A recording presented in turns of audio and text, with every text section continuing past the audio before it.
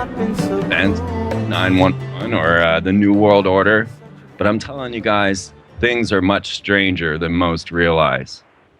And tonight, we are going to talk with Jay Weidner. He's a modern day Indiana Jones, a true synchromystic. This guy has been digging deep into the alchemical arts for a long time. He's made numerous films such as Kubrick's Odyssey 1 and 2, and 3 will be coming, Time Wave 2013, Infinity, The Ultimate Trip, and well, we got more coming. Disclosure, we'll talk about that a little bit. Jay, welcome to the show. Hey, Freeman, it's great to be here. It's fantastic having you. You're definitely one person that I have been dying to really get on this show. You and I did a show together on the decompression session, and I mean, we were just like brothers in that story. Yeah, I remember it well.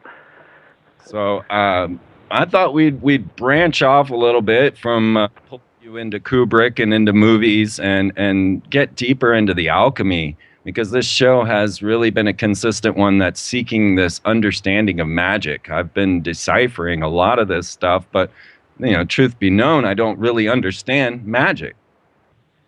I don't either. I mean, I understand what they're doing. I don't practice magic, at least as far as I know. I've been told that my philosophy of life, though, is a magical philosophy. However, I just do it because it's how I surf the reality around me better. So, if it's some people want to call that magic, then so be it. But I don't practice a kind of purposeful or intentional magic in any way. However, I understand the I guess you might call it the physics behind ritual magic and what they're attempting to do. And it's really what they're attempting to do is, in one way or another, to capture someone else's chi or ki, however you want to pronounce it, which is their life energy, and then extract it and then devour it in a way, and make themselves more strong. And one of the ways that I think L. Frank Baum shows it best in his Oz series, one of the ways that the guys at the very top, the people that are at the very top, not the very top of the hierarchy, but the managers, one of the ways that they like to extract it is by having the masses living their dream. In other words, they have created a reality in which we are living their wet dream. And so everything we're doing is in a way creating a vortex of negative chi against us, sucking it off, keeping us kind of in a perpetual daze, which is why most of the people around us, frustratingly so, are asleep. Even people who tell you they're awake are most likely still asleep. And so it becomes extremely frustrating to watch the masses caught in the sorcery of the masters of the universe or whatever they are. And so I have tried in my own way, I know you have in your own way, to create media which looks like the same media that they're creating using the same techniques that they use, but to cause the opposite effect, which is to like a Zen koan, to wake your ass up in a flash. And it depends on which weapon you use to wake them up. Sometimes it's 911, sometimes it's Zen meditation, sometimes it's symbols. Everybody has a different way of languaging it so that they get it. And as my old friend Terence McKenna used to say, the person who articulates the answers correctly around this time period in 2012, the person who can articulate the problems and the answers in the most articulate manner will be the one who wins the argument and pushes the culture towards that point of view. And right now you can see that happening. The entire facade of the money supply, and we now know that the bankers have been destroying us. We know we can follow the smoking. We can follow the smoke from the gun and see who did it. We really pretty much know who did 9/11. Actually, if you really think about it, we know why they did it. So we look at all these things and we say to ourselves, it really isn't all that difficult to see what's going on here. And that is the problem that we face, and it's probably the number one problem we face, and people should understand that there will be no spiritual enlightenment, no crushing of the Iron Age, no Golden Age, no anything. Even if we discover alchemy, the secret of alchemy, which we may be on the edge of discovering, none of that's going to matter unless we get rid of the criminal corporate cabal that's ruling our world, and possibly the hidden masters behind that. And I don't know how we're going to do that, but I know that is the most important thing that we face as a species, because we will be wiped off the face of the earth, I believe, if we don't do something about it soon. Yeah, I promote quit your job, save the world, and people don't... Exactly. That's exactly right. We have to just completely just get out of the trap that they've created, and until we do, we're going to be their slaves. We are their slaves.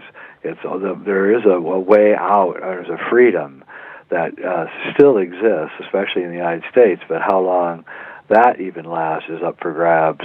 I think we're right on the precipice of a mighty big strangeness, and I don't know what that strangeness is. It may be Fukushima, maybe already upon us. I don't know.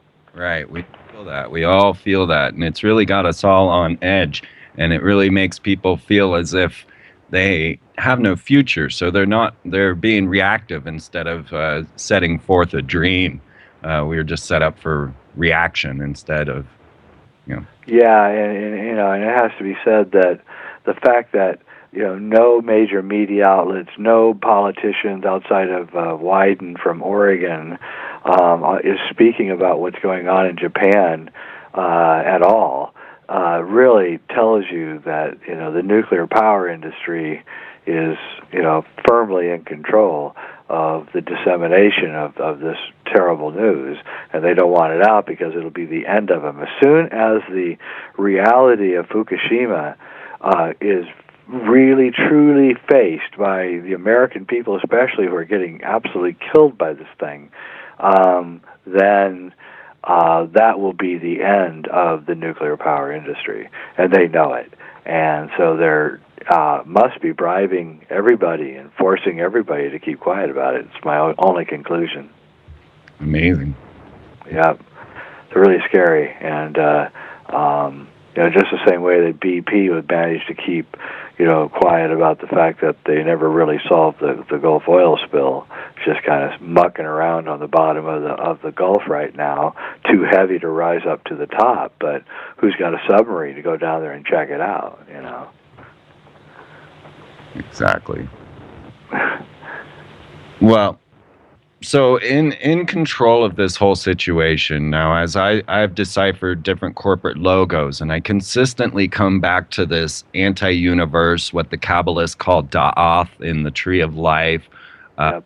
we're looking at in the Abyss, and I find it coded as the number 66, or the letters FF being 66, or VV being 66 in Hebrew.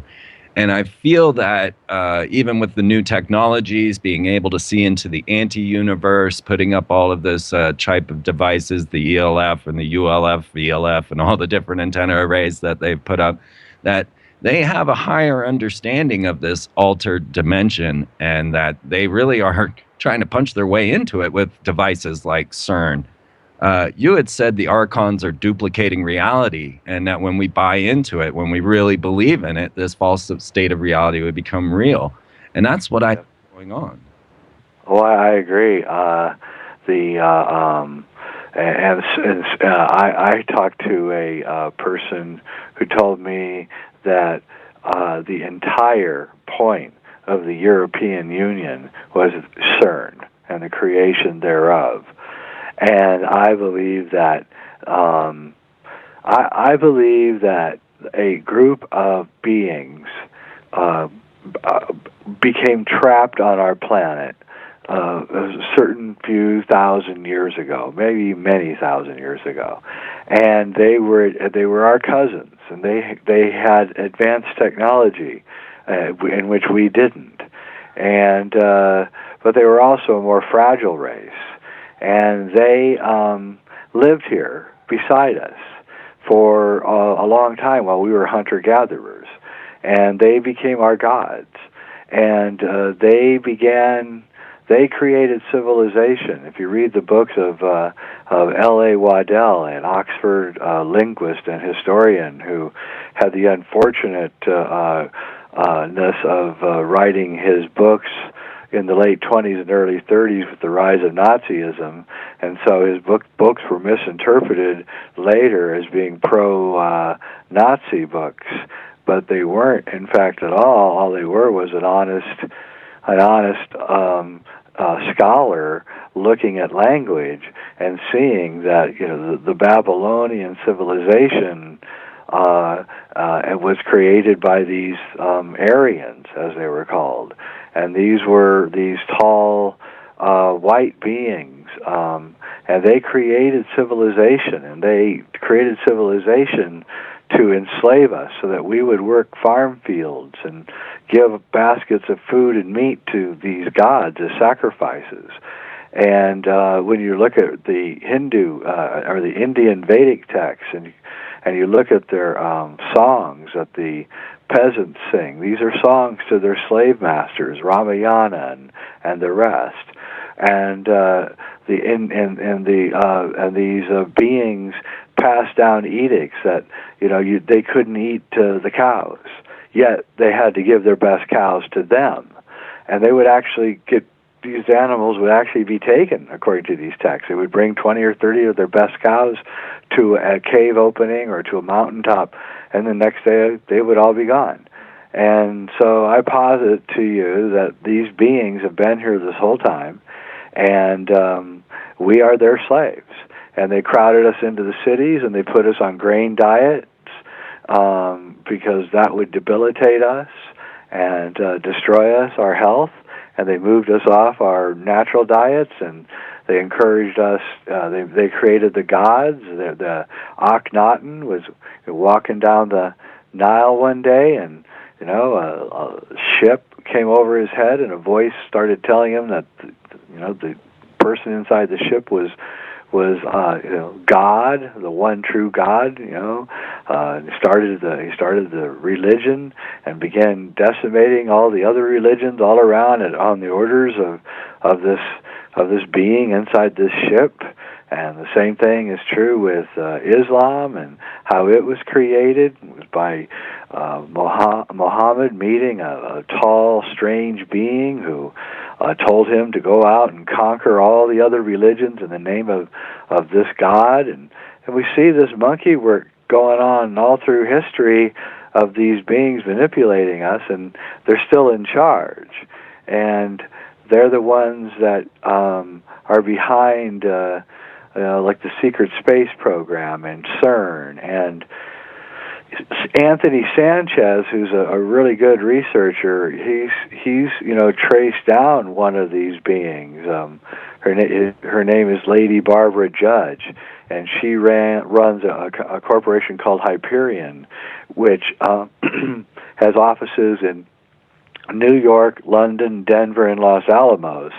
And you can Google her and look at her picture, and that's sort of what these beings look like. They're our cousins, and they have these high cheekbones, and she's like a hybrid or something. I know this all sounds crazy, but interestingly enough, in relation to all this, Mac Tonnies wrote a book called Crypto-Terrestrials, which is sort of a great book on these beings, which I call Archons. And Anthony Sanchez was at Dulce trying to find the opening into the base underneath Dulce, and he was fairly successful. And then he was poisoned by a woman in a restaurant who also had this very similar look to these beings. And finally, I wish that I could show you, but I will probably be putting this up on my website soon enough, and maybe I'll talk about it at ConspiracyCon. But there's a new mural at Denver Airport, and it's down on as you enter on the south side. As you enter into the train to go to the gates A, B, and C, there's a new mural there. It just came up within the last year.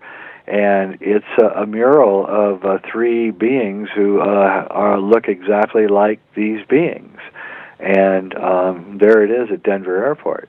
And so these beings are called the Archons. In the Nag Hammadi, they're talked about them quite openly, and they warn that they are imitators of reality and that they are imitating themselves as our gods. And it may even be that the story of Jesus is not the story that we think it is. It's actually the story of a guy who came out of a Gnostic school, which the Essenes, which taught about the dangers of these Archons. And he recognized that the Archons had taken over their holy temple and turned it into a money den, which is exactly what the Archons would do, is take something sacred and turn it into something profane, like a bank. And he threw them out, recognized that they were the Archons, and they crucified his ass for it. And it was a minor rebellion, I might suggest, against these beings. And these beings are working with who the people I call the managers, who are the people that we know about, the bankers that we know about, Goldman Sachs and stuff. And that's the avenue that they use to move things around in a kind of a collective directorship, where a small group of people of 60 or 70 guys, mostly guys, sit on all the boards of all the major corporations. And that's how they direct reality.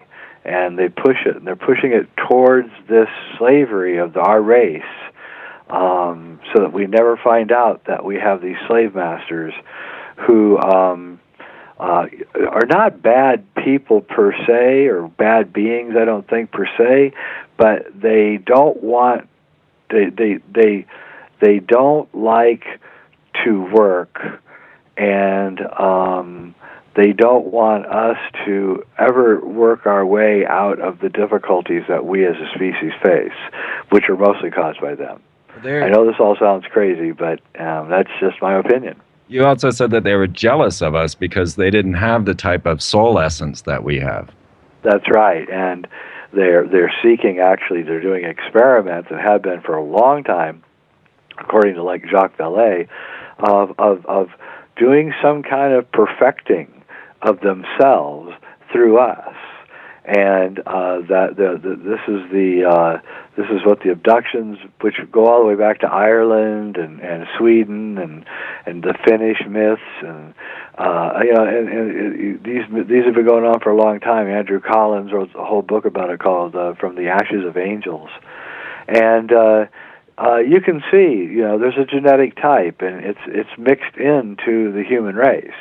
It's not just in the white people. There's black people that have this same genetic type, and Chinese people and Native Americans, and it's a type, and because there's been a kind of intermixing going on, and also people who have escaped from these places that they've been taken, and this race is extremely advanced and extremely powerful. And they use deception as their main weapon against us. But, there may be like some kind of counter force going on right now in maybe possibly the military or a military, has decided to maybe go after them a little bit, and Dare. My apologies. I have actually been talking for quite a while. My bad. Sorry, guys.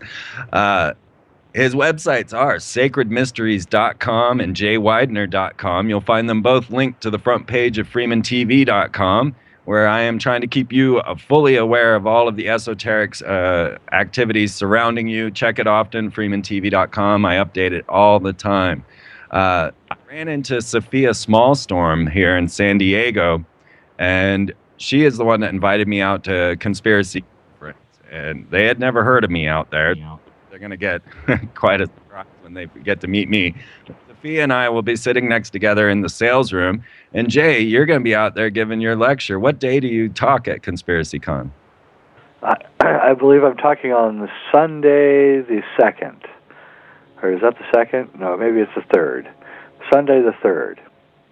I know you are the highlight of this this conference this year, and I'm excited to hear your topics. And I hope we can give a little bit of what you're going to talk about. But I was wondering if you wanted to get a little bit into Sophia Smallstorm's theories, just in honor of her getting me to Conspiracy Con, and talk a little bit about Homo evolutus and chemtrails with nanotechnology. Are you into that? Yeah, I found her. I saw her lecture from last year on YouTube, actually, and was quite blown away by it. And I would say that she's a lot closer to the truth about chemtrails than probably anybody else, unfortunately, because what she has to offer is not exactly a very comforting scenario. So, but basically, the theory is, for those of you who don't know, and I hope don't mangle her theory too much, is that certain forces within the powers that be are placing things inside the chemtrails which are causing the human race to evolve into something that they desire. Instead of it being a natural thing, it will be what they call transhumanism, or based more or less on the works of Ray Kurzweil. And it's really, really quite frightening, but it certainly would explain a lot of the automatons that are walking around the streets of America. Yeah, it really would, and it would explain my clogged sinuses pretty well. Yeah, right. It's nasty. Another interesting thing is that, which I don't think she touches on, but it's something that I've thought about, which is we know that one of the major ingredients in these chemtrails is a byproduct of aluminum sulfate. And what's interesting is that the etheric field, and certain experiments with etheric fields shows that like take people that wear aluminum foil hats, they really are feeling a kind of a subtle effect, and that the etheric field cannot really penetrate through aluminum. So people who are extremely sensitive to the ether and the etheric fields, which are really the driving vorticular forces of the universe, the secret physics that they don't want us to know about. People, we have this aluminum foil, tin foil hat. People are supposed to be crazy. Well, maybe they're not so crazy. But more importantly, spraying aluminum in the air. If, say, there were if, say, time and space, according to this higher and secret physics, is really controlled by the vortices that are created by rotating bodies like the Earth, then, and we knew that aluminum actually made you impervious to these higher dimensional flows that are going through all of life. And if that higher dimensional flow was beginning to alter because of just certain possible regular physics and circular dynamics and cycle dynamics, then possibly it could be suggested that as the vibe changed and got higher, that people would begin waking up, and possibly this is what is really being predicted by the Mayan calendar and the Cross of Hendy and a lot of other things.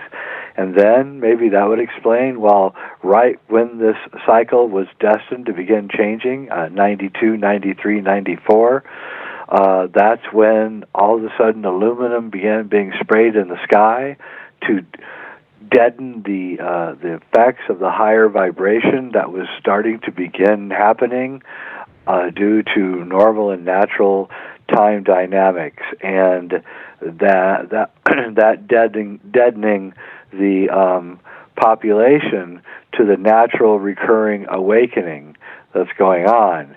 An interesting thing about people who are awake is they almost inevitably have a good diet and exercise regime. And people who are not awake, they can also have a good diet. So the diet itself does not prescribe people who are awake, but people who are awake generally have a good diet. You can have a good diet and be totally asleep, though. And so it has something to do with what you're taking in and how you're treating your body, and this has a lot to do with the wakening up process, stopping in the moment and really feeling the the opening of the vibrational forces all around us, which really are waking us up. And possibly that's why you have to go up to a high mountain really to feel these things, because the lower vibrational forces are down below you, and maybe that's why Zen masters meditate on mountaintops and things. But these are the kinds of things that I think are going on with chemtrails, including everything that Sophia Smallstorm is saying about them, which I find her theories really amazing and astounding, actually. I think she's doing great work. We need more people like her doing work. And if you guys want to see that interview she did, the talk she did, it's at the front page of freemantv.com. In the chat room, they were wondering why were we fed grains, and why wouldn't we want to eat grains? Well, grains are, especially wheat, are actually neurotoxins designed to dull your brain. And one time I was touring Alcatraz prison 25, 30 years ago, and our guide said that they would take the prisoners in the last meal of the day, and they would feed them spaghetti, big, huge, all they wanted, plate of spaghetti. And I said, well, why would you do that? And they said, well, because it deadened the prisoners. They all just went to sleep when they got back to their cell. I never forgot that. And I realized the spaghetti was mostly wheat, and then that set me off on investigating grains and what they do to you. And then I started looking at the Neolithic man and Jared Diamond's work on skeletal structures of Neolithic man, and found that Neolithic man who did not eat any grains, just vegetables and meats, actually had no arthritis, no cavities, lived to be a ripe old age. And then we look at Neolithic man.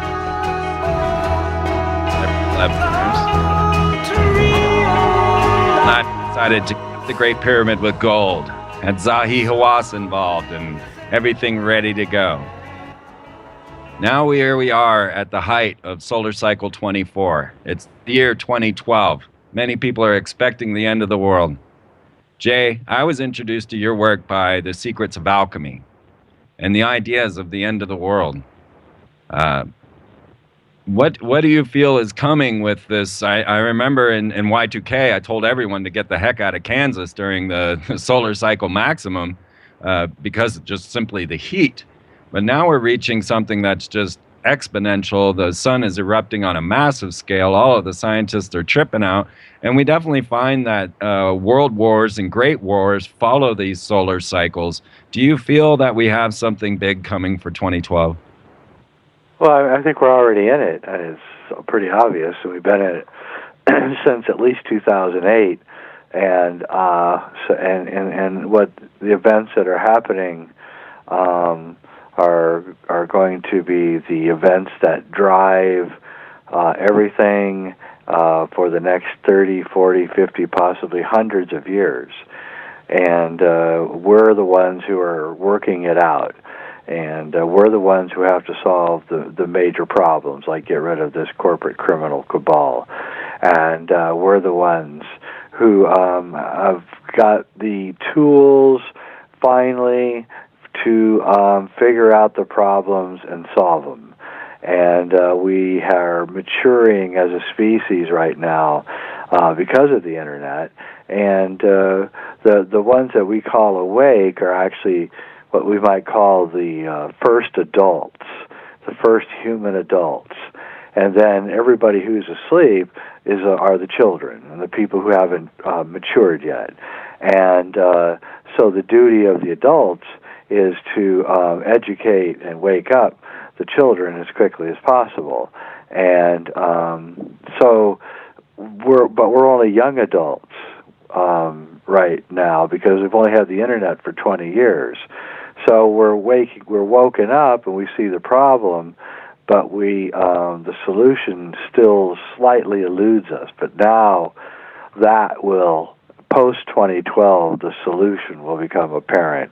And we can see that one of the main solutions is to have a different kind of money system. And once we cut the big money out of the system, and you don't get $50 million to play baseball for 5 months because we cut the big bucks out of the system, then some kind of equity will come back into the system, and we will have a lot more wealth on a personal level than we've had before.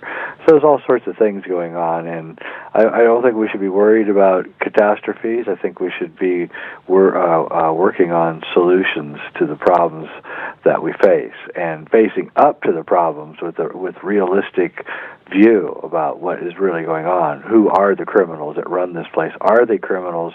And when we find out that they are criminals, we say how bad are criminals, and we see that they're the worst kind of criminals, then we know we have to take drastic action. And that's where we are right now. Right. And people want to point a lot of fingers. You get the finger pointed at the Freemasons, the Jesuits, the Zionists, and they want to say, this is the group, this is the one that's making life on planet Earth hell, and we need to take them out. And as I watch people speak about, say, the Freemasons and that they're practicing some sort of satanic ritual or something to that effect. Now, one thing is I know Masons don't really research their rituals. They don't know why they're doing it. But when you start to condemn the secret society like the Freemasons and then not condemn the concepts of America, then you're really a confused being. Yeah, and people don't realize, how America was started and for what reasons, and that in itself is a pretty interesting story, and points back to the fingerprints and the monkey business of these crypto-terrestrial Archons. But we just have to come to grips with the fact that it isn't a name of a group, because these Archons are by their very nature deceptive. So they're planting themselves in all these groups, and then saying and pointing fingers at the other groups and saying that they did it. They're doing it, and we got to get wise here, because the Archons are all of the groups. The Archons are all of the religions. The Archons are all of the aliens, the Pleiadians, the Syrians, the Orions, the Andromedans. All these aliens are all just these crypto-terrestrials masquerading as different beings and things. And when we come to grips with that, then we can see that we are like the Wizard of Oz, being fooled by the man behind the curtain, who may not be a man, but look humanoid. A film called Disclosure, and you said it was a bit of a tongue-in-cheek, or that you didn't really think Disclosure was coming. How's the film coming, and what's up with that? I feel sorry for anyone who thinks that there's going to be a true disclosure by the government, because that's That's like completely ludicrous. That will never happen. If they did do it, it would be a lie. I don't really believe in messiahs and people coming to save us. I think that's another one of the Archon tricks. And so when I hear people like David Wilcock telling me that there's going to be a disclosure by the government, I'm like, this is the government that did 9/11, and the same government did Iran-Contra, got in Afghanistan and Iraq and Vietnam and Watergate, and I don't think so. I don't think I want to believe anything that this government tells me in any way, shape, or form. They need to do about 50 years of not lying to me before I'll begin believing them on something as important as what they say is disclosure. But we can look at what's going on in New Mexico and some of Anthony Sanchez's work and the Hyperion Corporation, and we can see that there's some kind of technology transfers going on between something and corporations, which are then being used in secret weapons and in space programs, and I think that's where the real money is right now. The real importance of CERN, which is obviously they're messing with time, and they're trying to burn a wormhole through time somehow, and this goes back actually to Terence McKenna's prediction about 2012, which is, are you familiar with his prediction about 2012? Time wave zero? Well, what he said is that all of history leads up to a singularity. And that singularity, he thought, and I love this theory and I always have, is that we would either travel towards the future, into the future, or communicate with the future. It didn't really matter if we traveled or we just communicated with, say, the people from 1,000 years from now or 10,000 years from now. And he said that the reason that we don't see time travelers is because you cannot travel back in time any further than when the first machine is invented. And so, just like you can't travel in a place in a car unless the road has already been placed there. And so... back up on the break. We're coming up on the second hour, you guys. We're going to take this strange. It's going to go places that you have been looking for, hoping to hear Jay talk about. Kate Middleton and crazy sex parties at Killy Kittens, Kubrick, all of that coming up in the next... straight by the end of this. I don't know why it comes out that way. Jay, this is the short break of the show. We've just got 5 minutes. And some in the chat were hoping you could finish the Terence McKenna story.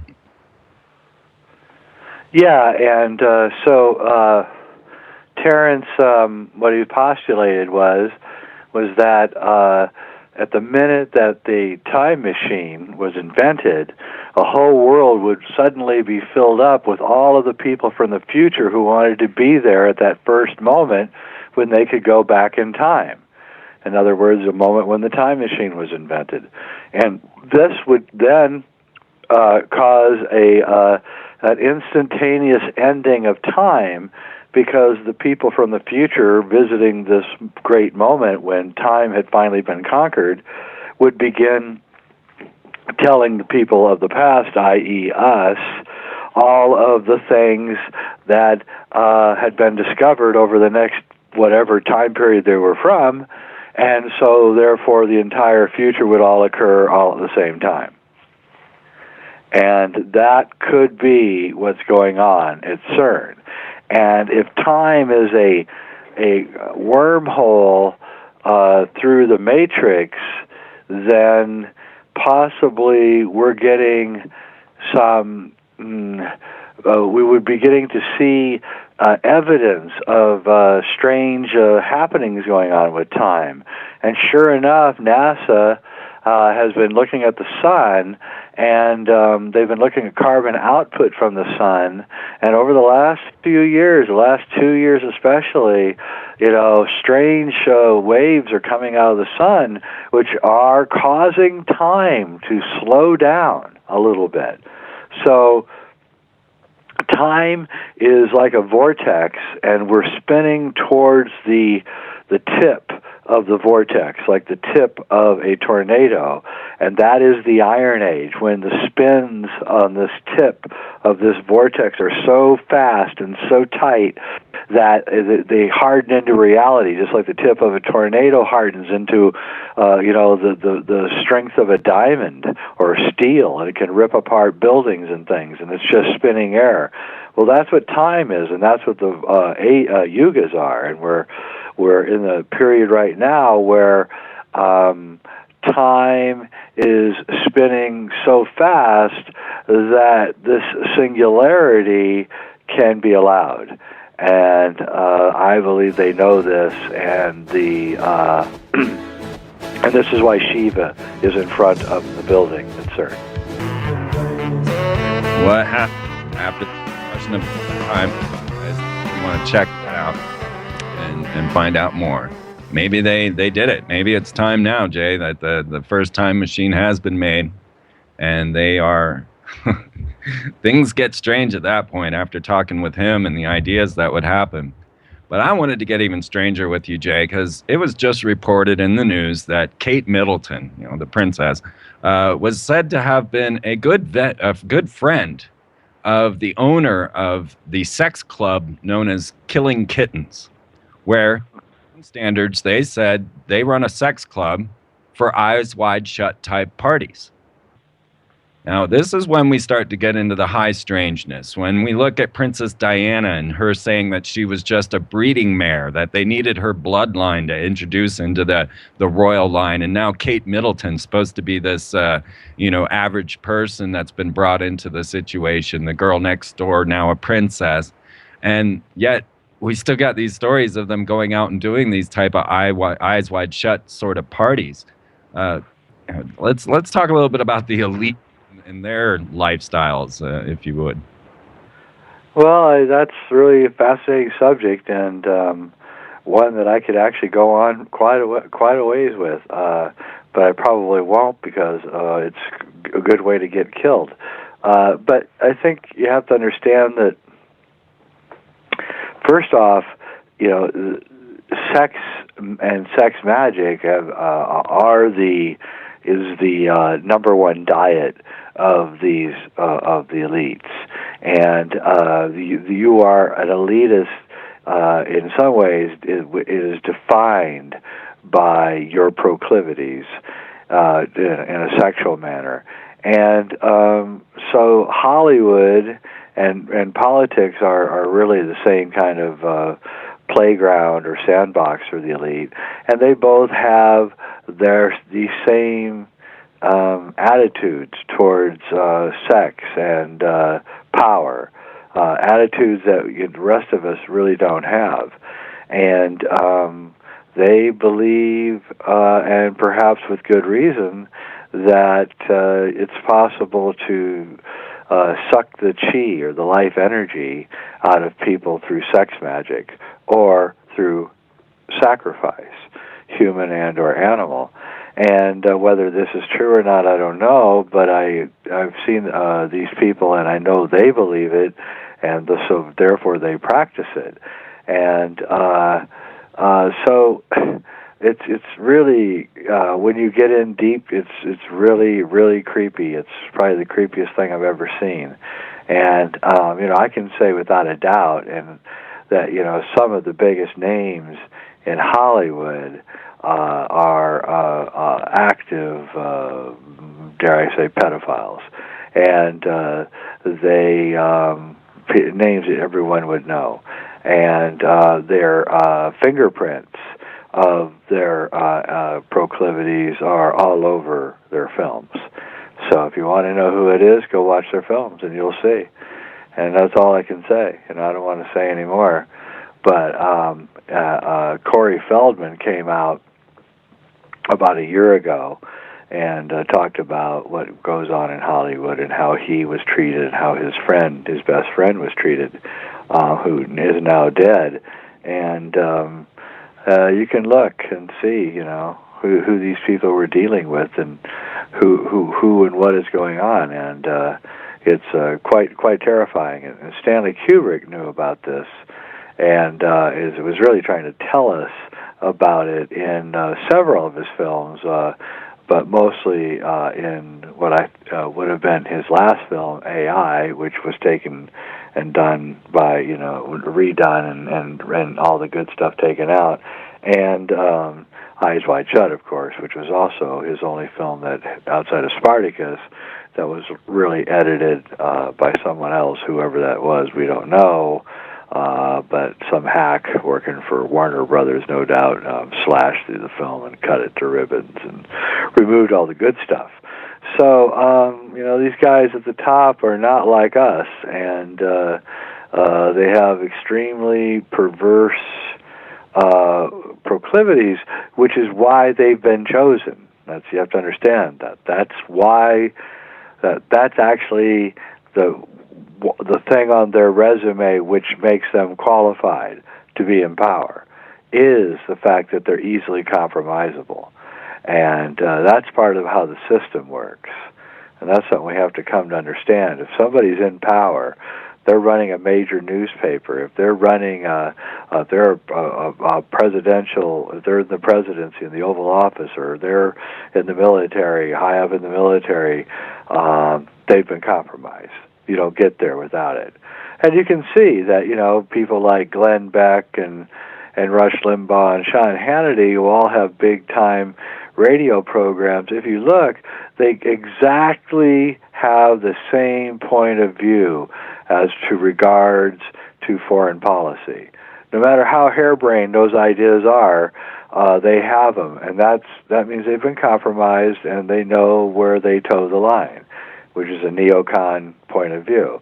And you go and you look at Obama, and again you see him towing the line on the neocon point of view, even though he runs against that point of view.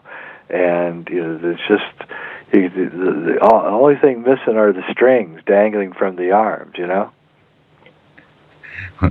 Well, a friend of the show, Frater X, who is a Freemason and a member of 9 esoteric orders, managed to send you a question for the show, even though he's live right now as well over on American for being able to work 2 shows at once. He wanted me to ask you if you could elaborate on the strange little cabal of people that Kubrick hung with in the early 60s that included people like Arthur C. Clarke or MI5 affiliates, or even Anthony Burgess, the author of Clockwork Orange.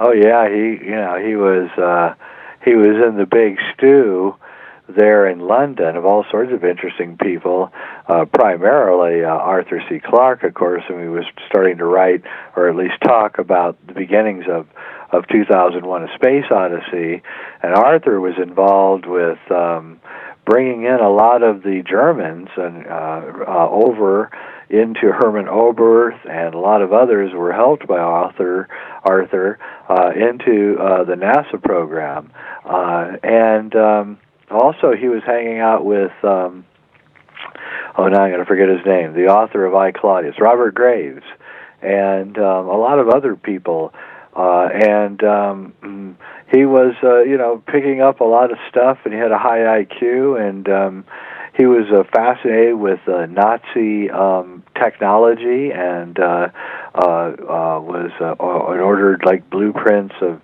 Nazi aircraft and things, and was completely fascinated with everything about Germany and the Nazis. His wife, Christiana Kubrick, her brother was, or brother-in-law, no, her brother, would be his brother-in-law, was Leni Riefenstahl's cinematographer. Leni Riefenstahl was, of course, Hitler's filmmaker. Did all the famous propaganda films for Hitler. And the family that she was from, Christiana Kubrick, were the Harlans, who were a big upper crust Freemasonic family. from Germany, upper crust of royalty almost, and they, were pro-German and pro-Nazi, and so you see this stew going on, and you realize that if there was this other physics that Joseph Farrell talks about, that the Nazis had discovered or rediscovered or had been given to them by these crypto-terrestrial Archons, and this was the real physics, and Einstein's physics are a dodge, which is what I believe, so that we'll never ever wake up to what's really going on here, and then we can begin to see that he was figuring this out, that he was there at the beginning of this breakaway civilization, as Richard Dolan, the UFO investigator, calls it. That what if, somebody in the 40s discovered a type of physics that allowed them almost unequal access to dimensional time travel and energy, and they kept it secret. What would happen? And what would happen is we'd have a breakaway civilization. And that is exactly what we have. And this breakaway civilization are these crypto-terrestrials at the head of it, in an alliance with these occult Germans, Nazis, and managed by the Zionists. And that's kind of the story in a nutshell. I hear you on that. And the Jesuits are in there too. They're not going to get away with it. But the Freemasons, they're that's just a way to pick up people and check them out and see who's got the qualities. In other words, are they compromisable in order to be passed up the chain? So when Bill Clinton thanks the Freemasons for teaching him everything that he knows, then you know where he came from. And I guarantee you that, someday, soon maybe, we're going to find out that Barack Obama is in maybe the Black Freemasons or the Freemasons of Illinois, or I think you'll find that out eventually. It takes a long time for us to find it out, that's all. Right. And they did hold the first ever Freemasonic inaugural ball for Barack Obama after he forgot to bring his Bible to his That's right. And he didn't.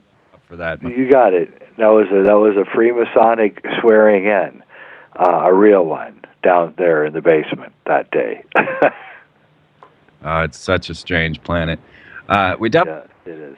Calls in the next half hour. If you guys want to phone in, it's 512-904-8014 or toll free 866-841-1065. You can find these numbers on oraclebroadcasting.com or over on freemantv.com under Listen Live, or it's the free zone now.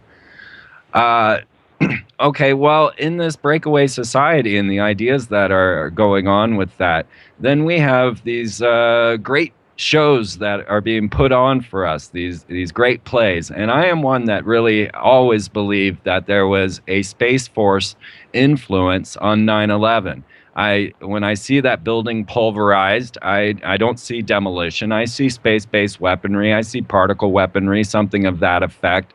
But you're tearing apart 9/11, and you're going to drop a couple of bombs at the Conspiracy Con this next weekend. I wonder if you want to get a little into 9/11 before your big presentation at Conspiracy Con. Well, I'm not really a 9/11 theorist or anything. I of course been very suspicious of the whole thing from the beginning because there's so many holes in it, and there's nothing I hate worse than a bad conspiracy theory, which is what it is, at least the government's version. But the problem with the video, especially the video taken below the second building, is that though there's a lot of problems with it, and it for one thing, the jet is moving at 500 miles an hour, according to the government, and so that would mean that the frame, the video frame, which is running at 30 frames a second, is taking a shutter speed of 1/60th of a second, so it's 1/60th of a second on and 1/60th of a second off. So that means that the plane in a single frame has traveled whatever distance it would be traveling in 1/60th of a second. Well, doing the math at 500 miles an hour, then every single time that shutter goes, that plane is traveling somewhere between 12 and 15 feet, which would create a blur by any stretch of the imagination on the frame. But when you look at the frame, you can actually almost see the rivets of the plane as it's traveling per frame. And that caused that was the first thing that alerted me that there was something not quite right with the imagery. So then I began examining it as it entered into the building, and I noticed that there was not a single bit of debris that fell out of the hole. Not a clod of concrete, not a rivet, not anything, actually. Nothing falls from that hole. The plane simply just slips right into the building, and there's nothing falling out of the hole. Now, some people may say, well, the force of the plane caused everything to move into the building. And that actually is exactly the opposite of what would happen, because a plane traveling at that kind of speed, and it's well known in aviation, creates a tailwind, a 500-mile-an-hour spinning vortex tailwind, which continues on after the plane has passed for up to 2 minutes.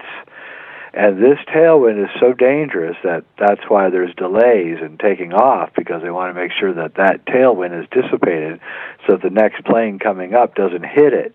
And planes have hit this and crashed.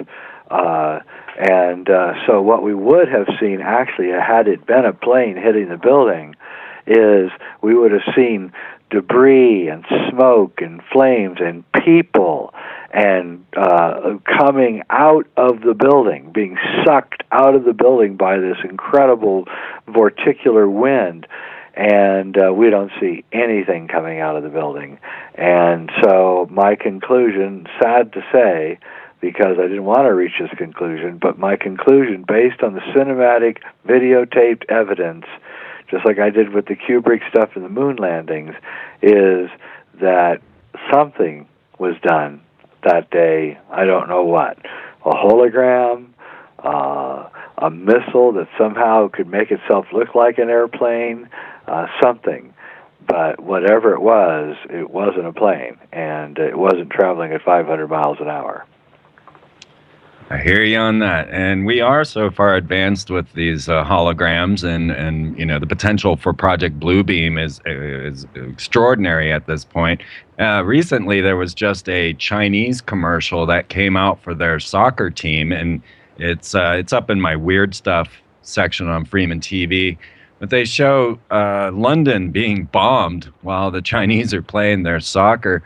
You feel like World War III could be right around the edge. Do you think there's going to be some major event at the Olympics? You got any feelings? Any ideas? Well, I really hope not. But yeah, it would be, it'd be a great time to do something, get the whole New World Order moving closer to their goal. And but then again, let's hope nothing happens. I really don't want to predict anything, because I just, these guys at this point will do anything. But here's the thing: we're waking up a lot faster than they thought, even with their aluminum bombarding of the atmosphere. And I don't know if they can afford to do many more of these tricks. It's for one thing, a lot of their false flags are beginning to backfire, and there's a lot of rumors that the Stuxnet virus had infected the computers in Fukushima, and that's why they didn't react in time to the danger that was going on there.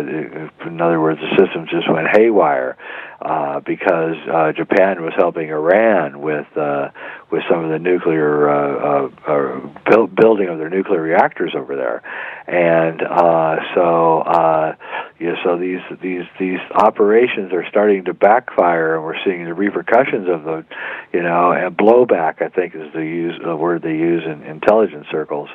And so I think what we have is now everybody's learned how to false flag.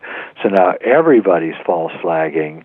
And so what happens in a world where everybody is doing a false flag, and the answer is you have blowback after blowback after blowback, increasing the chaos, increasing the chance for something to really go wrong. When this is in keeping with what's going on with time is speeding up as we're heading down towards the edge of this vortex. And so, a screw-up is inevitable, and Fukushima may just be the beginning of a number of screw-ups. But there's war coming. I wouldn't put it past them. And we're right into that solar cycle. Bush got us in a war in 91. At the same time that this was going on, 9/11 happened at the bottom edge of the solar cycle. So if we're going to get into a war, solar-wise, this is the time that they would be doing it. I hate to say it. Well, we're coming back up on a break now, Jay, and in this next segment, we'll take a couple calls and get you the audience questions for you. I know you have a lot of fans in the audience right now. You got Miss 6-841-1065. The numbers are up on freemantv.com under the free zone or on oraclebroadcasting.com. Phone in if you got your questions ready. We're going to fly through this so that we don't waste time. So, Jay, let's just go live and see what they got for us. This is always fun. So this is Richard in Washington. Yeah, I haven't talked to Jay since his show. I think it was probably a year ago when he brought up the food issue. But before I get into that, I think I ought to give a heads up, because I think this is really significant. Nobody's talking about it, is the UV levels. Jay was talking about the strange sun. If you go to epa.gov//sunwise, you find out that the whole Gulf Coast is over the scale as far as UV, and the rest of the United States is significantly in the alert level. So I think they're not letting us know that we're being fried during these strange times. Yeah, I believe that. Oh, yeah, I've noticed that myself. And what Jay was talking about, and what I got to on his show, was when we went from a hunter-gatherer to an agricultural society, it really changed our whole dynamics. That sent us into the sympathetic fight-or-flight use of carbs for energy, and that keeps us in that fear perspective. And I think a lot of these false flags and events are just to keep us in the fear, parasympathetic, dependent on carb situation. The sporting events, we're back to the bread and circuses again, are run on beer being their liquid of choice, a grain-based beverage. So all this stuff kind of ties together, and I think it's all orchestrated to fall under the rubric of controlling us by way of our food sources. That's absolutely true. In fact, fascinating thing is to study the history of sugar and see how the way that you really conquer an indigenous race of people is you introduce them first to religion and then second to sugar. And you get them completely addicted. You hand servicemen hand candy bars out to children in foreign countries that they're trying to conquer. And you can see that throughout the history of this whole thing, that sugar is really the cause of most of the diseases that we face, with grains coming in a very close second. And basically what these foods are slave food. It's the food that no one really wants to eat. So our masters are taking off with all the veggies and the meats and everything, and they're leaving us with pretty much the crud, and fills us up and keeps us stupid, basically. Yeah, and the counterpart to that is fats. They tell us fats are no good, but essentially our most essential food is fats or essential fatty acids in their natural state. Without that, we can't be in the parasympathetic, we can't engage in digestion and regeneration, and more importantly, we can't engage in meditation and creation. So they're keeping us, like you said, in the slave category, but we do it voluntarily. I mean, it's not like, this is a program that somebody's twisting our arm. We go to head for the sugars because our brain, because it used to not be able as a hunter-gatherer to get sugars, it now goes for them automatically because it can get them. And right up that alley, you see Vietnam, they fed the soldiers the soft drinks that had the aspartame in them, and they laid it out in the sun, so it developed the compounds into toxic chemicals, and then kind of got them addicted to that. And I think that's a lot of the Gulf War syndrome, in the fact that they were just slurping up all these chemicals. Oh yeah, I mean, I'm absolutely with you all the way, and so it's a discipline to get off of these things, and that's one that I advise everyone to do. If you go look at the diet of great martial artists, you'll see that they would always eschew grains in favor of veggies and fresh meats, and this is where our strength lies. And if you look at the history of the manipulation, which I'm greatly fascinated by, you see that it's actually the powers that be that are introducing religions which talk about which advocate unhealthy diets and things. And not all religions, some do a good job, but you can look and you can see how what's going on here. And my only conclusion is that there's a force that doesn't want us to live healthily, and that's really the biggest problem we face. And I guarantee it that if you would go off of a grain diet and a sugar diet and just eat fresh vegetables, a little bit of fruit, and some protein, animal protein, which can be eggs, so you don't have to kill anything. A raw egg has got more protein in it than a steak. And you will find that your health and your weight problems and diabetes and many, many things will suddenly begin really, really, really getting better. Yeah, along with that, I would recommend... Oh, Richard, going to have to let you go and move on to the next one. We've only got a few minutes, and get your insights at the end of the show here. It goes so fast. So we're at area code 515. Are you there? Yeah, hello? Oh. Yes, do you have a question for Jay? Hello, Freeman. Hello, Jay. Yes, I do. I heard another guest on another show speak briefly about Fukushima. And he touched on it briefly, and what he said was this, that south of Fukushima there was a facility that Japanese had that was for just space-time travel theory, and they was on the verge of something. I was wondering if either one of you have heard anything about that. I have not, no. No, I hadn't heard that either.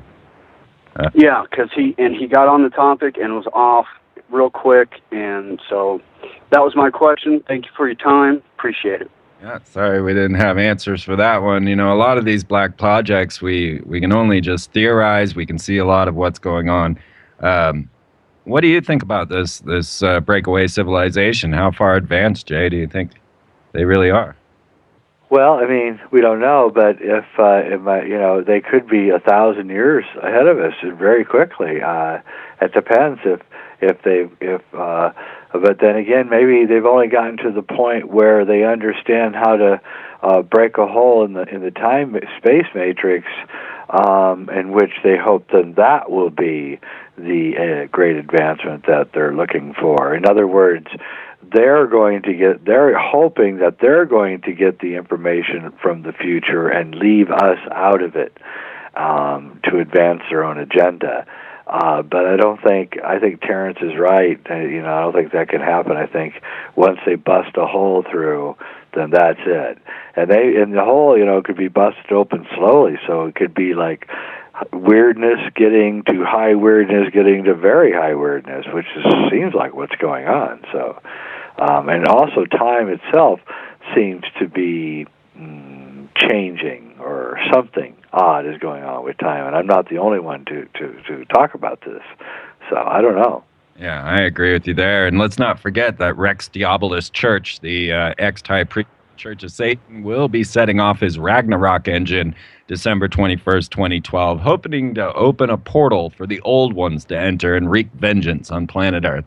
So if this is going on, if you don't understand the high levels, why so many nations are spending billions of dollars to buy into CERN and to get connected to their nebula helix superconducting cloud, assembled, and we have been leaving a wake of friends everywhere we go. It was our idea to get out there and prove to the world that humanity is good. I think this is a critical factor that people need to realize, that once you accept the humankind and realize that all of us have goodness in our hearts and that there's a very few elite that are guiding us to the ultimate destruction, if you could start to make these bonds like we are doing and like we are leaving people in a wake where they're making friends upon friends and all the friends are meeting friends and everybody on the friendship agenda is just traveling around meeting friends everywhere. This was our solution to the problem, was the friendship agenda, to start to just teach people that humanity is good. What thoughts do you have, Jay, on the solution we could start to work towards to really break us free of this mind game?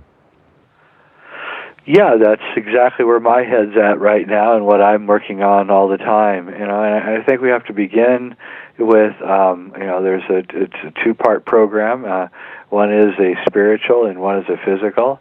And I think we really have to start with the spiritual. I think we need to get a discipline, a spiritual discipline, and do it daily. I think you're going to need it as things get crazier and crazier to hold you and guide you and center you.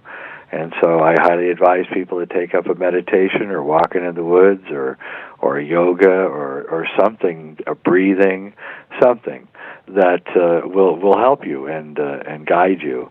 And then the physical thing, I think we have to start creating the world that we envision now. We, as Terence McKenna used to also always say, we must live as if the apocalypse has already occurred. And what he means by that is that we must live as if it's already after the end of time, and create that world now. And that world is going to be a world that is built on completely different values than the ones that we're living under now. There will be a world that values fresh food, organic food, and fresh water, and friendship and community and music and art and shamanic trances and dance and goes back to about more of a hunter-gatherer. As we go back into the change our diet, we will take on more of a hunter-gatherer sense. Not to say we're going to become cavemen. What we're really going to be kind of doing is taking our high technology into a more rural life. A life that is going to have a lot less stress on it, and a life devoted more towards values of wisdom and spiritual redemption. I think that's where we're headed, and the internet is making this possible. But first, none of that's going to happen until we get rid of this criminal corporate cabal, which I know no one wants me to say, because that sounds like a lot of hard work and dangerous even, and it is. But the rest is just a Pollyanna-ish fairy tale unless we get rid of the people who are destroying our world and us. And I don't know, and I say get rid of them, I don't mean kill them. I mean just get them out of power. We just have to extradite them from power. That's all. The best way I can see to do that is to remove the big money from the system, disallowing them from being able to concretize their thirst for power, and which is what money allows. And so if we become a more bartering system, then nobody's going to pay someone the kind of money they expect to get. And I think that's actually the key to stopping the corruption within the system and the mafias that are controlling the world right now. And we have to face that is what's going on. Mafias are controlling the world, killing mafias like worse than you can ever imagine in a Godfather film. Yeah, and it's a scary thing to a lot of people don't want to envision a better world. Like they actually want things to crash and burn so that they do. There's a large degree of people of Christian fundamentalists would like to see the world to be destroyed, and they actually preach a philosophy that they're going to be raptured out of here and are going to be happy to watch us all die in the hellfire that's going to remain. And that tells you a lot about their mindset and psychopathic states of awareness. And I think we have to realize that there's religions created by these crypto archons, whatever they are designed to destroy us, destroy our psychology, to destroy our true spiritual nature. I invite everyone, if they really truly want to understand the hunter-gatherer mindset, to read the book by my great friend Robert Lawler called Voices of the First Day, which is about the Aborigines in Australia. And you'll find that, these hunter-gatherers were highly, highly advanced spiritual cultures that lived the Paleolithic diet, and they never left their walkabout lines because they didn't want to disturb the earth, because they knew that the earth in its pristine form was the great birth of intelligence and spiritual truth. And I think that's where we're headed. We're headed maybe not back to a harsh hunter-gatherer kind of world, but to a world of nature, return back to nature, nature worship, but with high technology. So we'll be living in the country, but we'll have our iPads and be able to communicate with anyone in the world easily. Looking forward to that as well. Yeah, me too. And I think we're right on the edge of it. So we have to make it happen. Everybody has to get out there and just do it and say, okay, and find like-minded friends and buy some land and with a good source of water and grow your own food and yes, even kill your own animals if you have to. That's the ethical way to do it, instead of relying on someone else to kill your animals for you. And but at the same time, learn and appreciate that animal and what it's giving you. Another thing that we're missing is the spiritual nature of our food and how important it is. And gratitude's really missing. Yeah, it really is. We're just we believe that the world owes us everything, and we don't really understand where everything's coming from, and we're in for a big, huge wake-up call, and I just want the people who are awake to get moving so that they actually can survive and help create a better world. And I think that's what we're really all about. All of us are doing, and we can scare each other with the stories of Fukushima and the elite and aliens and Archons, but in the end, we have the power to just simply wipe all of that away and create our own kind of world, and just refuse to deal with the world that we're being offered by them.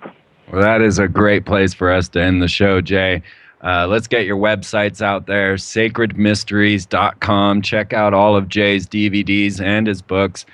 Great stuff on alchemy, on yoga, on cosmic consciousness. And get over to jayweidner.com as well for his articles and getting deeper insight into all of these things. Jay, I want to thank you for coming on the Free Zone, and I can't wait to meet you next weekend at Conspiracy Con. Yeah, look forward to it, man. Good talking to you. And thank you for giving us your time. I know you're very busy, so I really appreciate you coming on to promote this. No problem, man. Talk to you. And everybody go to Conspiracy Con next week, San Jose.